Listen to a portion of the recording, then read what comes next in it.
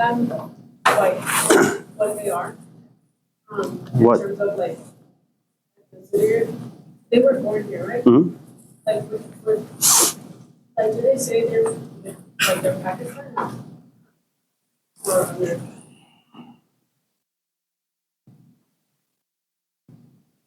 Do you want like a meaningful answer or like a very superficial answer or?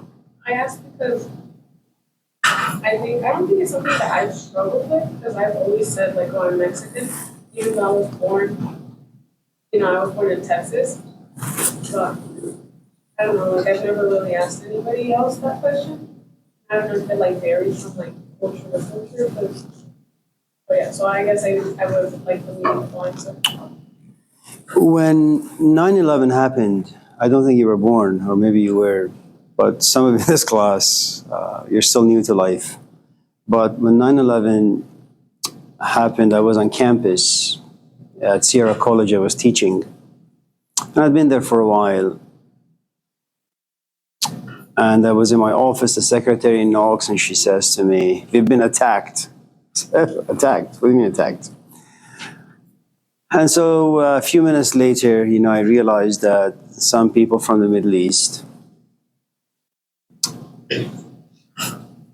and I must confess, deep down, I mean very, very, very deep down, I was very happy. I mean, very deep down. It's like, we're in the sewer, way down.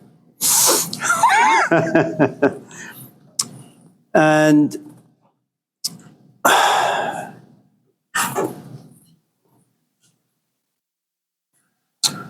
because it can be a humbling experience for a superpower. It can be a humbling experience for people who live in a very privileged position, who've had power to dominate almost everything and anything. So when I walk in the classroom, my students, and it's kind of like this class, people come and go, from many, many past years they would come and sit. And then all of a sudden, they looked at me and asked, "Do you know where Osama bin Laden lives?" And then I remember at one point my dean, I was walking through my second class and he sits me down and says, "Listen," and he was Japanese, Bill Suji. And he said to me, "Has anyone threatened you?" I said, "No, And I suppose the point I'm trying to make is when you have an environment where you are looked upon as the other, then you have to kind of figure out what exactly you are, identity-wise, cultural-wise, gender-wise, I suppose, these days. And there is something to be said about stereotypes. They are very, very real. And they're, for the most part, very accurate, in the sense that you saw some kids getting on the plane, flying to New York, and destroying them. And so all of a sudden, I have above my head, it's a very invisible billboard, that Amir Sabzevari looks like a Middle Eastern. Amir Sabzevari could be a potential terrorist. And that idea gets reinforced by media, by advertisements, even when I go to the airport. And so when someone asks me, "Who are you?" I have to take a few steps back and say, okay, is that like a racist question? Are they curious? Do they want to beat me up, wait for me in the parking lot? What kind of a question is that? So when you live in an environment where the other, or someone is recognized as the other, you have to be somewhat careful. Now, America has always had a racist tendency, and it's something very real, and there is nothing wrong with it in the sense that we don't usually feel comfortable with people who don't look like us, think like us, feel like us. And so we try to kind of sabotage who and what they are so they can gravitate towards. I mean, look what I've done in this class for the past 5 weeks. You raise your hand and you say, "I love Jesus." And they say, "Are you kidding? You don't even know what love is. You're like a kid." And so what I'm trying to do is I'm advertising a set of ideas, and those ideas have the power And because of, I suppose, my education, because of my experience, the way I think about things, you don't really stand a chance to go toe to toe with me. So eventually what will happen is you will either dismiss me, or you're just gonna not pay attention, or eventually I'll just beat you down. And then you go home saying, what exactly am I? What do I believe in? You know? And so when you ask about my kids, they are a little bit Persian, they're a little bit African, they're a little bit Persian American, African American. Add to it the fact that they both suffer from the confusion that all of us in this class suffer from. It's tough being a human being and not a dog. You know, it's something that Albert Camus had suggested, that if you're an orange, you're just an orange. You're not going to say, why can't I be an apple? You know, if you're a dog, you're just a dog. If you're a cat, you're just a cat. If you're a human being, you have no idea what the hell kind of an animal you are. And it takes you many, many, many, many years to figure out. And even when you do figure out to some extent, you know, the sort of a person or animal that you are, there are moments where you feel discontent, unhappy.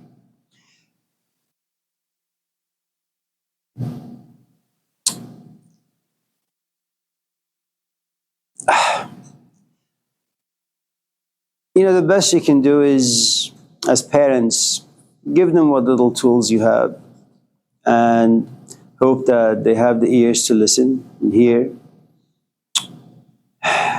But they will very much fall into the story of prodigal son. They'll make many mistakes. In some ways, I'm very glad that I am the age that I am, because there's a good chance I won't be around to see them get bullied by their own psyche, to see them get bullied by a culture that's unfriendly and to some extent violent. So it's something that their mother will probably have to deal with, not so much me, unless I live to be, you know, a very, very, very old man, which I doubt very much.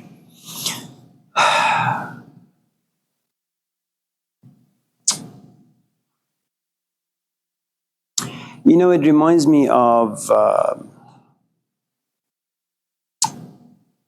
who's that guy?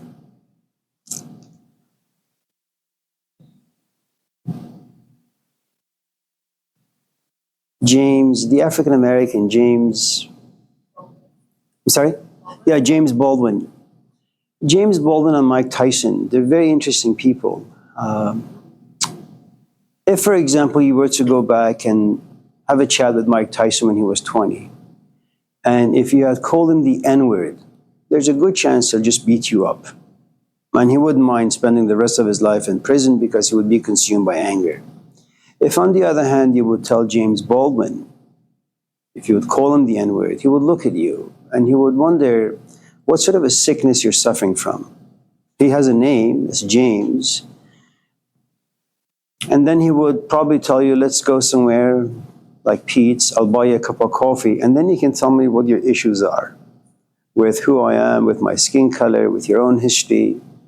Maybe I can cure your ignorance or sickness. And you would hope that most people under the sun would take the Baldwin approach, that whenever harm comes their way, whenever confusion comes their way, instead of giving so easily to anger or confusion and frustration, you know, they would kind of choose his approach. But to his advantage, Baldwin was gay.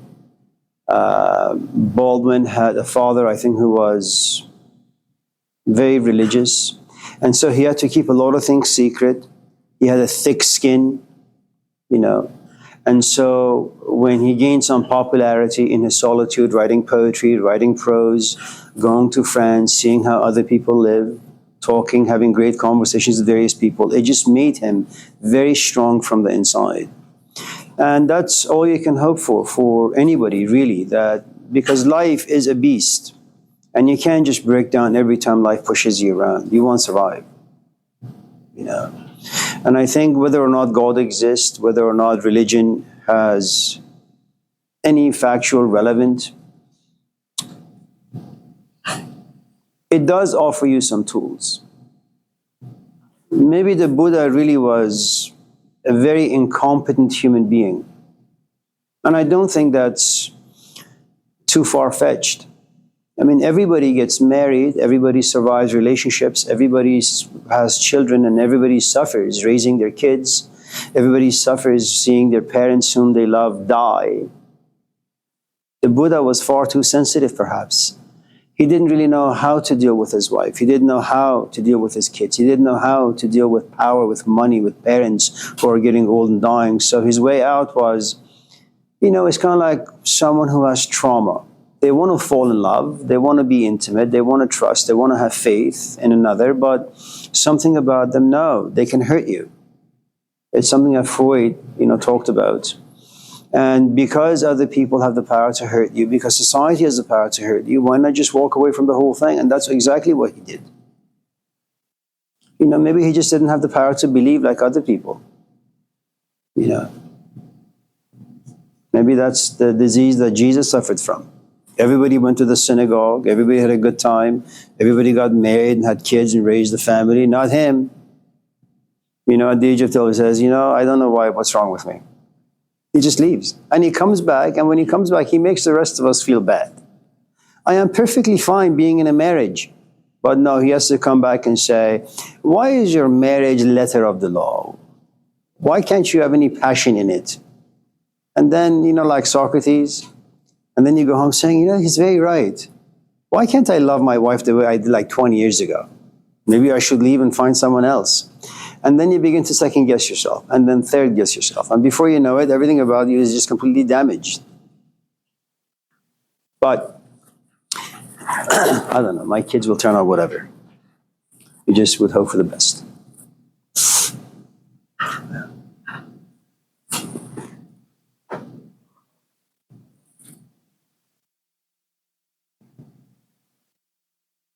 Anyone else with anything before we? Jamal? How do I find the Persian gatherings of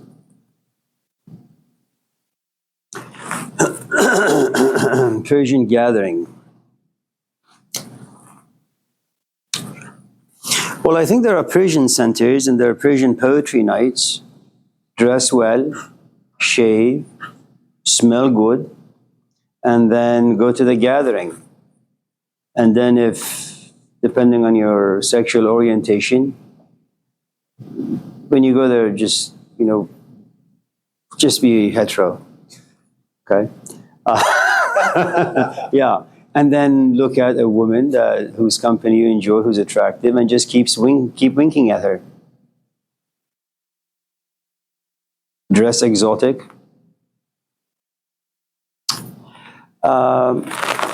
But jokes aside,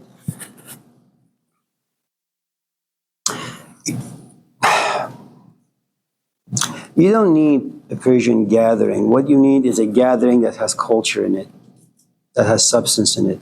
And the people in this class, for example,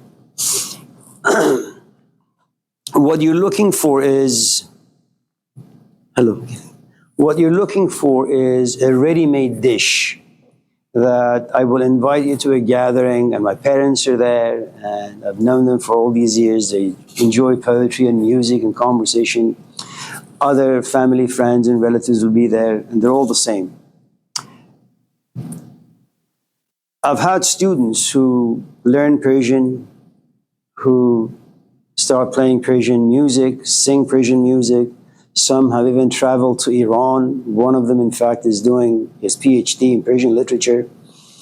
But you don't need any of that.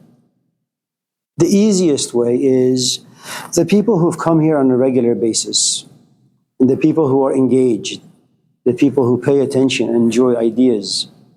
What you should have done from the very first night is you should have come up here and said, listen, every night after class, we're going to go to In-N-Out. We're going to have some food. We'll put our monies together. So even if you don't have any money, the rest of us will pitch in. And hopefully we can just collect enough money to share food and space.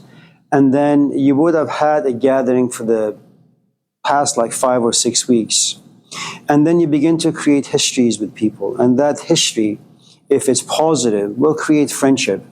And that friendship will last a long, long time, as long as all of you are rooted in the ideas discussed in the class. And then what will happen is, let's just say you happen to, again, be heterosexual, and there is someone in this class who begins to enjoy the way you are. I mean, that's how relationships blossom. They look at you first, they say, what a weirdo. But then they look at you and say, well, he's not really that weird, he's actually quite interesting. And then they begin to kind of develop some feelings for you. And eventually you guys, will kind of have a relationship. There are no guarantees, but it's good to, have friendships that are rooted in something that has some substance. But the truth is, you guys just don't know how to make friendships the right way. I mean, it's good to have friends, all kinds of friends, but it's good to kind of have friends that have some lasting, purposes. But that depends on who you think you are, what sort of ideas entertain you, what you define as fun and entertainment. If I am still around next summer, this has been a class I've been teaching for the past 20 years here at Laney. If you're here, I'm here. First night, come to the front of the classroom, announce whatever it is, and go from there. Yeah. It's good. Before I forget, before you guys go home, you should, if you're interested in anyone, not romantically, I mean, just as friends or want to be friends, exchange numbers, keep in touch. Anyone else before we continue with our nonsense from last night?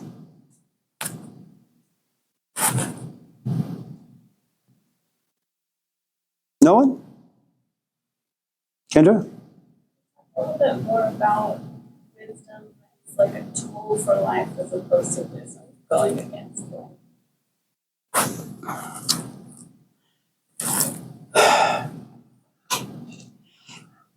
If you consider just romantic love, the power of love that all of a sudden consumes you, it really goes against everything you believe in. It goes against, consider Romeo and Juliet. This is a forbidden love. You live at a time where you don't exercise, you don't engage in such things. But it comes to a point where love is so strong that it even goes against your own biology. Our biology is designed to continue its existence. It will do whatever it possibly can to live on. But love becomes so intense and so immense that it says, you know what? We don't need to live anymore. The pain is too much. Or maybe that's the zenith of human experience, that you love so intensely that something about you says, there is never going to be experience as intense, as valuable, as meaningful as this. You may even be 12, and then you end your life. But you end on a very, very, very high note. It's like you're at the very gold stage, where money is not important, social status is not important. The only thing you want is to be next to your companion. And when that's not around, nothing else is meaningful. So, what usually happens when, let's just say, since, I did my stuff in philosophy for the most part, what happens is you just find philosophy somewhat interesting. And if you go to school with this feeling that you want philosophy because it gives you wisdom, what happens along the way is you become a consumer of information and data. And they're very exciting. When you read Plato, it's exciting. Derrida is exciting. Virgo Dahl, exciting. All these people kind of feed your intellect. And then you lose your original intention, which was, well, first I want to fall in love. Okay? And then I want to fall in love with this thing called wisdom. And the thing about wisdom is, it can't go with life. It doesn't agree with life. None of the heroes we've spoken in this class have ever gone with the flow of life. They all say life is a miserable experience. And to combat life, you need these tools. Buddha did not live in life to be blessed with wisdom. He stood outside of it. For him, life was poison. Jesus left life. Moses left life. Muhammad left life. And Gilgamesh left life. And that's an indication that any one of us in this class who at a certain point in our own psychological evolution or maturity, you desire to kind of figure out, you don't want data anymore, you don't want knowledge anymore, you're hungry for something else, wisdom. You don't really know what it is. All you know is that the books no longer do it for you. YouTube no longer does it for you. And it's a very strange thing because you need like a living, quacking human being who can, has the spirit, i.e. breath, that will transfer into you. And then through contact, through intense relationship, and even that is a little difficult because once you find such a person, your relationship will be monogamous. Not just physical monogamous. You can't enjoy conversations with anybody else except this person. You can't enjoy the feelings inspired by society except, through this person. Nothing will work. It's like this person is the sun and you are this planet. You used to have some heat about you. That's why life would work. But your exposure to this other person eventually kind of makes you feel as if you're dying from inside. And you are, because he or she is giving you an experience of a different kind of a heat. And you enjoy it. And as you get closer, you get further from here. So eventually you look at your habitat, Oakland, your boyfriend, your girlfriend, going to school, and they're all like frozen. You don't feel anything about them. And it's a torturous place to be. So, and the point I guess I'm trying to make is before we can talk about, does wisdom go with or against life? آب کم جو تشنگی آور به دست تا بجوشد آبد از بالا و پست. That there are those who seek water, but they're never thirsty. So if you really want to know the value of water, become thirsty first. And once you're thirsty, then when you drink water, it'll just transform you, inspire you. So before you can kind of figure out whether or not wisdom goes with or against life, someone needs to make you thirsty, make you really, really hungry, where you no longer talk about your boyfriend or girlfriend, you don't talk about grades, you don't talk about your job, everything is just meaningless. And it's a difficult place to be. And the older you get and the more you have accumulated, the more difficult it's going to be, because you have to allow a lot of things to fall away. And it's difficult, especially if you have a relationship and you have attachment to them. It's much better for you, for example, to find someone when you are single, as opposed to when you have a companion. Because then there is a conflict. Do you go here or do you stay with Joe? And then when you do have a companion, for example, you have a lot of guilt around that when you want to step away for a few minutes, or if you want to just completely break off. You're not sure if this is the right thing to do, because the other person, like Socrates, is not going to tell you where he's taking you. I mean, it's completely dark. All you know is that you like Socrates, but you don't know why. You follow him, but you don't know to where. And then you say, okay, I'm going to follow this man. He's interesting, but look what I'm losing here. And there are moments where you feel so intensely that you don't really care what you lose here. And that's fine too.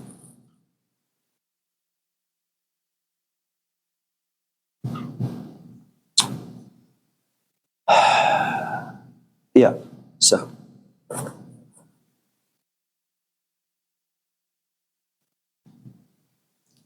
Anyone? Yes. Talk about the nothingness at the bottom of reflection and loss of ambition.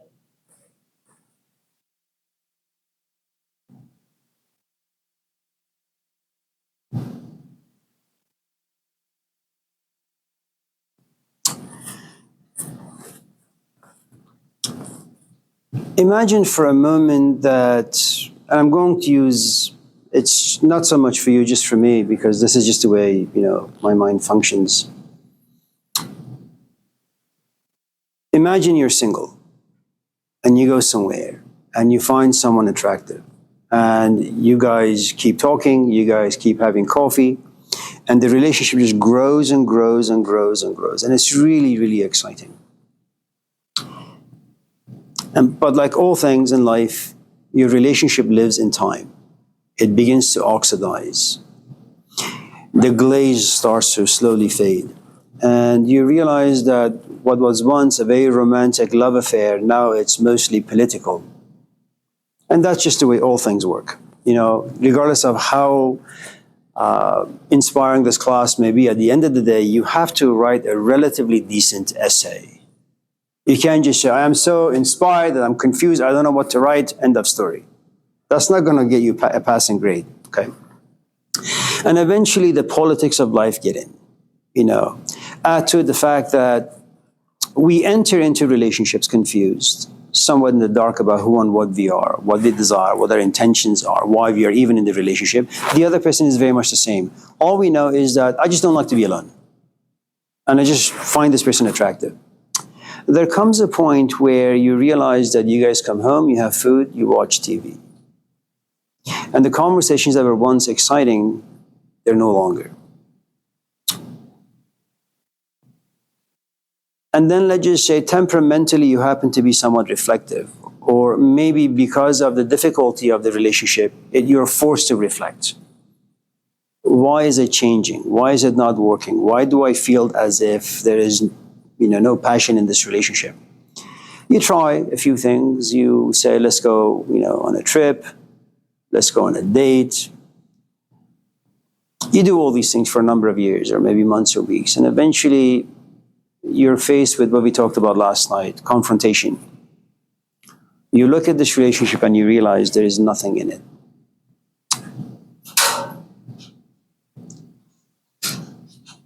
But just because you have recognized that there is nothing, and you feel this, that there is nothing left in the relationship, you can't simply walk away, because psychologically you have an attachment.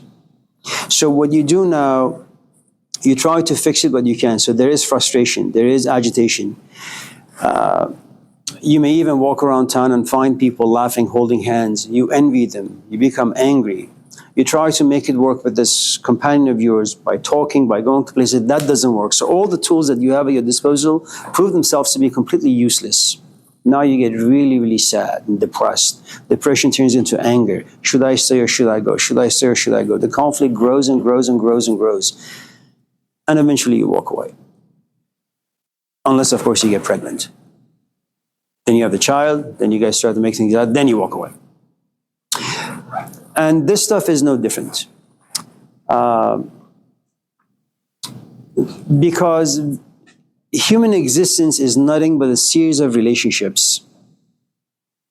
Some relationships are physical, so they are maybe 2-3 weeks longevity. Some relationships are emotional, which means there's a good amount of history inside them. So you can't just walk away after 2-3 weeks. Okay? It takes you a longer period before you realize that there is nothing in it. So, the idea that thou shalt not create any graven images of God in Judaism, it's very, very, very difficult. How could you sit and pray, worship, and nothingness? How could you follow the Buddhist teachings that at the core you are nothing? It doesn't work well for us. It may have worked well for someone like the Buddha, but certainly not for us. But when you talk about nothingness, it means that your mind has nothing to grab onto. Your emotions have nothing to grab onto. You're completely in the dark. You're in the desert. There is no nourishment. That I think back about how to put this stuff together, but there is nothing that's growing in the garden of my imagination. That I try to hold on to something that will bring back meaning and purpose, yank me out of nothingness, but nothing but sorrow grows. That my entire existence is meaningless, is one of nothingness. Not even this weed or plant of sorrow grows. There is nothing that grows. It's completely barren. Now, one of the things you need to, I think, understand about the beauty of nothingness, despite all the awful thing that it does to your body, to your emotions, to your intellect, you get really, really, really depressed. I mean, really depressed. It's as if joy just simply goes away. And everybody around you suffers. Now, if you're living at home, for example, and you're experiencing this intense of a depression, my recommendation is you should always, always, always, when your parents come in, be very, very happy. Pretend. Because your parents are not there to support your emotional crisis. They're not there to educate your soul. Your parents are there to make sure that you're going to school, you have some food, you have relatively nice friends, okay? So whenever you're around them, whatever feelings of depression you have inside, just push them out. Pretend to be happy. Now, and as we talked about before, you know, you can either get to this stage because you plan in life, life doesn't care about your plans, you get demolished by life, and then you get depressed. And it's very difficult to bring you out of it. Or you can get depressed by a teacher. Now, what happens is kind of like what Jamal asked. I want to go to a Persian gathering. Well, okay. If for the past 5 weeks I've said that people are no good, gatherings are no good, conversation is no good, partying is no good, and if someone actually buys all the stuff, okay, and they buy it by, first they say, no, this is nonsense. They go to a gathering and they don't enjoy the conversation that the friends are having. They go to a movie, they're not enjoying it. They go to other classes, they're not enjoying it. And all of a sudden, they have nothing to hold on to. It seems as if their old life is simply dead. They're no longer whom they once were. Now, they come to me and say, you know, because of your class, I don't have this and I don't have that. What should I do? Now, at this moment of helplessness, complete darkness, the only rope that they have is me. So I say, okay, why don't you come to the house? And now you have Persian gatherings. Now you have music. Now you can come to the house and visit with the family. And all of a sudden you become an extension of the family. Okay.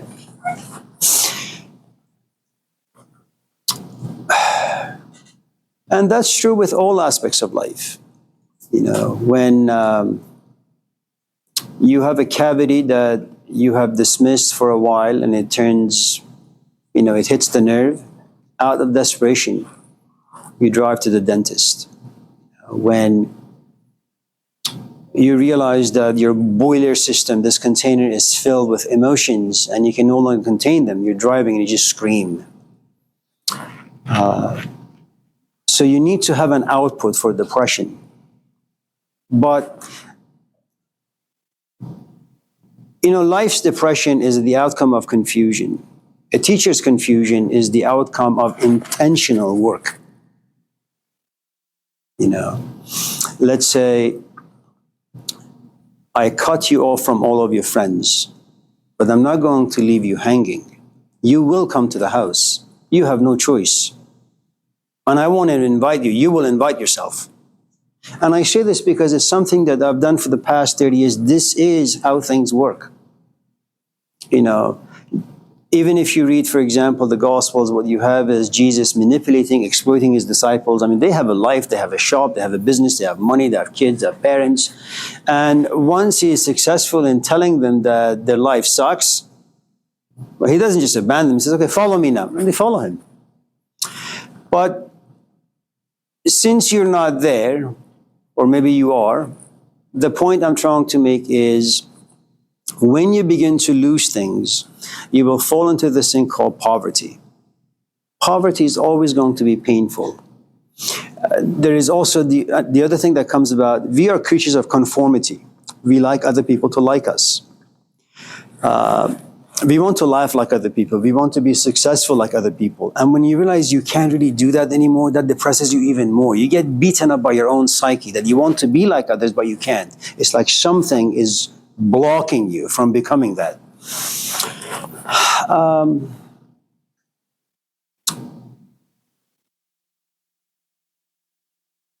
با درد بساز چون دوای تو منم، با کس منشین که آشنای تو منم. گر کشته شدی مگو که من کشته شدم، شکرانه بده که خونبهای تو منم. If pain, if nothingness comes your way,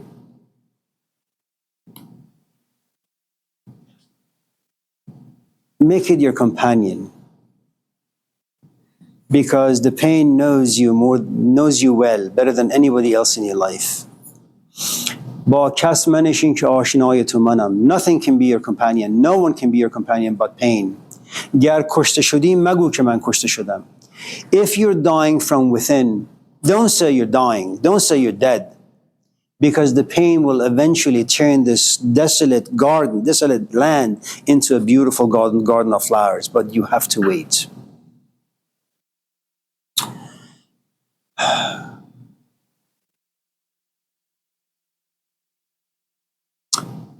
There is a second stage of nothingness where you understand yourself well, you understand how society creates identity, you understand the self-deceptive mechanism that lives inside you.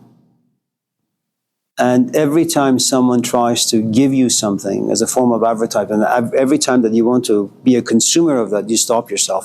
Something about you has been broken in the right way, where you've come to realize that you are in fact nothing. Society doesn't make you, your parents don't make you, the books don't make you. And that's the place of Sophia and wisdom. You have fallen in love with wisdom. You have fallen in love with something. When you're inspired, you speak. When you're not inspired, you don't speak. When you're inspired, you cry. And it has a mind of its own. You're simply a vehicle for it. But nothingness is essential. I'm trying to think of other stories that are there, but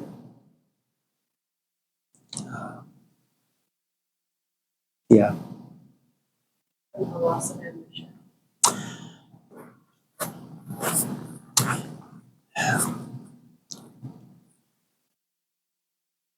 Is that okay in this culture?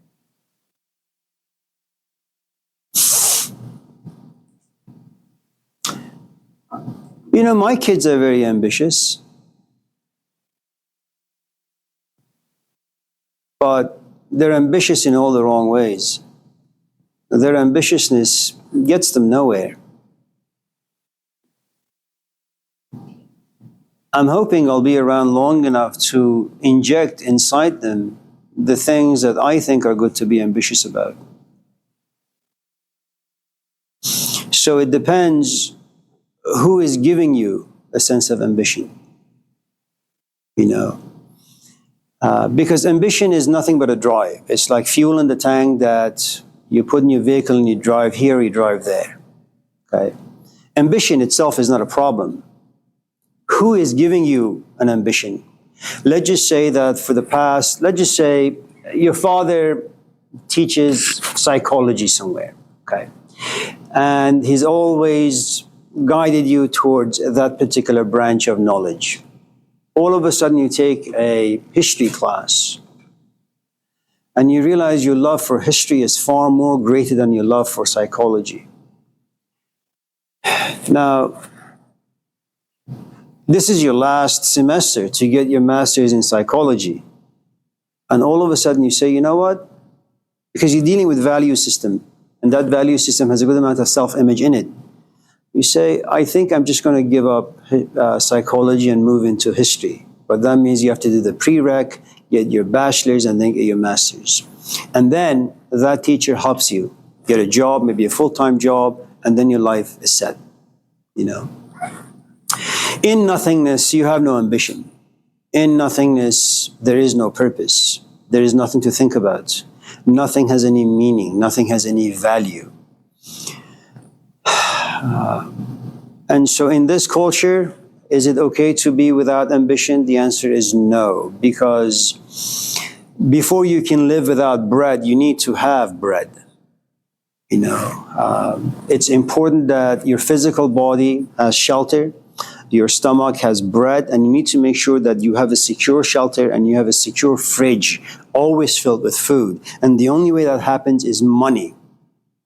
Okay? So if, for example, you were to say, come to me and say, Amir, I want to do philosophy. I'm going to get rid of all the stuff in my life and just pursue this. You say, okay. Your parents, how are they? They're good. Are you close? Well, I haven't talked to my mom for about 5 weeks. Before you can do philosophy, heal that relationship. Because you have to be devoted to Sophia. You can't have any distraction. If you have any ambitions, it needs to be your purpose towards Sophia. Now, if you're going towards Sophia and all of a sudden you get a flat tire because of your mom, or you get a flat tire because of your dad, or you have a flat tire because of whatever the case may be, you have no money, no rent, it'll hinder your journey. It may be so much so that you will eventually forget the journey. And you don't want to do that. So, you know, in the past many years when someone comes and says, I want to do A, B, C, D, I want to, like, go into teaching. It's not enough for me to just hear that.